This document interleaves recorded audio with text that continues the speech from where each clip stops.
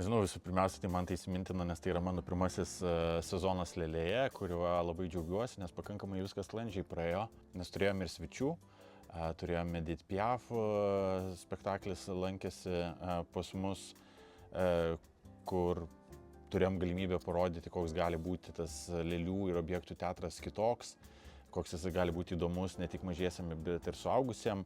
Turėjome premjerą, Justinos Jukonytės premjerą apie žmogų.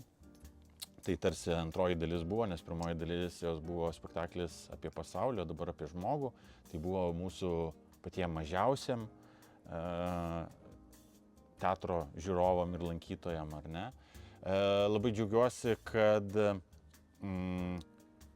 šį pusmetį išsikėlėme tikslus ir juos pasiekėme, tai reiškia, kad užbaigėme sezoną teatro stovykla mažiesiam mūsų žiūrovam, 7-12 metų vaikam. Tai yra iniciatyva mūsų kolegų aktorių, po jos dar važiuojame į Bielostoko festivalį Lenkijoje ir tomis gastrolėmis uždarysime mūsų sezoną. Ko norėtųsi džiaugtis ir dalintis, kalbant apie kitą sezoną, tai visų pirmiausia, tai reikia paminėti, jog gavome pakvietimą iš Šarlevilio festivalio ir būtent važiuojame tenai pristatyti ne tik Lietuvą, bet ir visas 3 Pabaltijo šalis - Estiją, Latviją ir Lietuvą.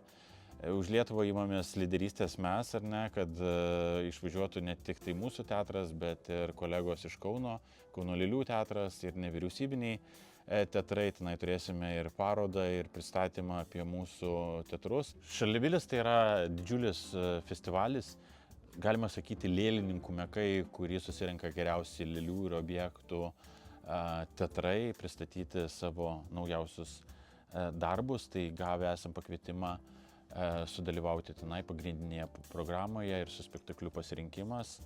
Spektaklis skirtas suaugusio auditorijai, mes keliaujam tenai. Didžioji dalis repertuaro yra mūsų skirta mažiesiam žiūrovam ir natūralu kitą sezoną pirmoji premjera vėlgi bus skirta jiem.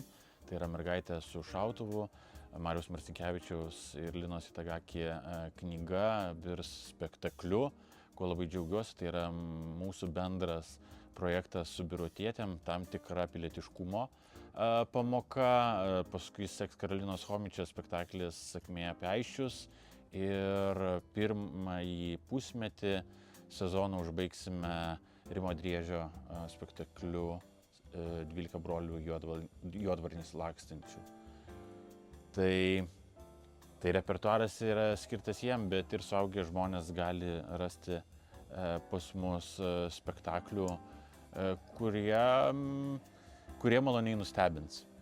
Ir sakysit, mes net nepagalvojom, kad Lėlėje gali būti tokie spektakliai. Tai mūsų teatrą atranda žiūrovai, kurie čionai buvę yra seniai su vaikais, o dabar ateina ir suaugę ir nustemba.